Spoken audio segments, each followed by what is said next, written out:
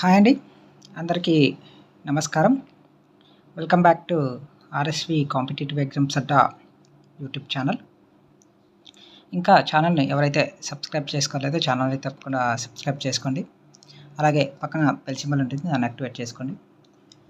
Okay, so job క్యాలెండర్కి సంబంధించి Andhraprabha news పేపర్లో ఒక ఆర్టికల్ అయితే ఇచ్చారండి.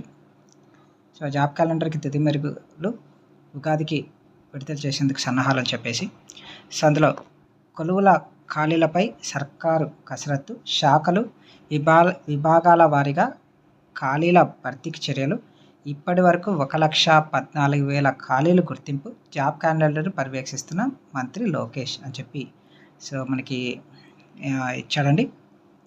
సో ఏ ఖాళీలు ఏ విభాగాల్లో ఉన్నాయి, సో ఎన్ని ఖాళీలు గుర్తించారు ఏంటి అనేది ఇక్కడ క్లియర్గా చెప్పడం అయితే జరిగిందండి. సో మొత్తం 25 విభాగాల ఇంటిగ్రేషన్ పూర్తి అని చెప్పి ఇచ్చాడు. చూడండి, జాబ్ క్యాలెండర్ ప్రకటనకు ఖాళీల వివరాలను శాఖల వారీగా ప్రభుత్వం సేకరిస్తుంది. మొత్తం ఖాళీల వివరాలు వచ్చిన అనంతరం ఆర్థిక శాఖ అనుమతితో జాబ్ క్యాలెండర్ను విడుదల చేయనుంది. ఇప్పటి వరకు 25 విభాగాల్లో ఖాళీల లెక్క తేలింది. 1,14,898 ఖాళీలను గుర్తించారు అని చెప్పి ఇచ్చాడండి. సో దాంతోపాటు మనకి ఇక్కడ ఇచ్చిన మెయిన్ పాయింట్ ఏంటంటే ఆర్థిక శాఖ అనుమతితో చెప్పి ఇచ్చాడు కదండి. అంటే 1,14,899 ఖాళీలు ఉన్నా కానీ ఆర్థిక శాఖ ఎంతకు ఆమోదం లభిస్తుంది అనే దాన్ని బట్టే సో మనకి జాబ్స్ యొక్క ఖాళీలు అనేవి రిలీజ్ అవుతాయండి. ఓకే, మనకి 1,14,899 ఖాళీలు ఉన్నాయని చెప్తున్నా కానీ సో 1,14,899 ఖాళీలు అయితే రిలీజ్ చేయరండి.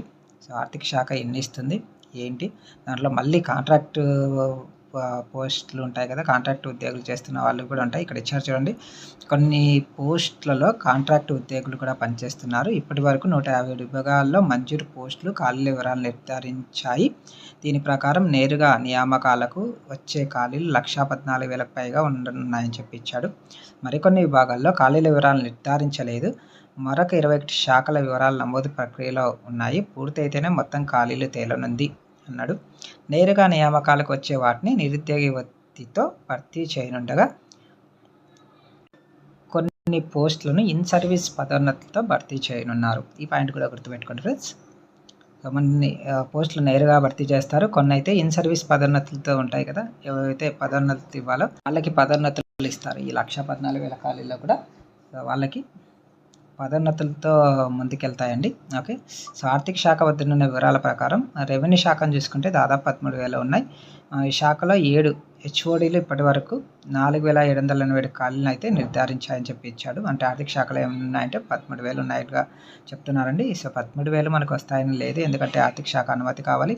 అలాగే పదోన్నతులు ఏవైతే ఉన్నాయో పదోన్నతులతో భర్తీ చేసిన తర్వాత ఏవైతే ఖాళీలు ఉంటాయో ఆ ఖాళీలనే మనకి ఇస్తాడు. ఓకే, సో ఇక్కడ చూసారు చూడండి, 4,787 ఖాళీలు ఉంటే వీటిలో నేరుగా నియామకం వచ్చేవి 2,552 మాత్రమే అని చూపించాడు. అలాగే ఉన్నత విద్యాశాఖలో కూడా 7,000 పోస్టులు ఉంటే వాటిలో కూడా కొన్ని పదోన్నతుల కింద వెళ్ళిపోతాయి, కొన్ని నేరు నియామకాలుగా వచ్చే దాన్ని బట్టి ఆర్థిక శాఖ ఎంత అనుమతిస్తుంది అనే దాన్ని బట్టి మనకి పోస్టులు అనేవి రిలీజ్ అవుతాయండి. ఓకే, అలాగే ఉన్నత విద్యాశాఖలో 7,000 పోస్టులు ఖాళీగా ఉన్నాయని చెప్తున్నారు. అలాగే విశ్వవిద్యాలయాల్లో 3,000కు పైగా ఖాళీలను కోర్టు కేసులు తొలగించారని, భర్తీ చేసేందుకు ఇప్పటికే చర్యలు అయితే చేపట్టిందని చెప్తున్నారు. అలాగే పురపాలక పట్టణాభివృద్ధి శాఖలో ఉన్న 27,000 ఖాళీల్లో దాదాపు 23,000 ఖాళీలు నేరుగా నియామకాలు చేపట్టాలని అధికారులు వెల్లడించారు.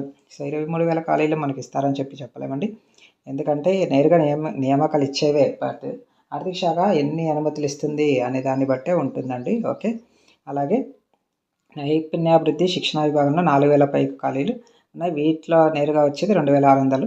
అలాగే వ్యవసాయ శాఖలో 3,000 ఉంటే వీటిలో డిఆర్ పోస్టులు 2,400 ఉన్నాయి. పంచాయతీరాజ్ శాఖలో నేరుగా నియామకాలు వచ్చే పోస్టులు 26,000 వరకు ఉండొచ్చు నిర్ధారించారు.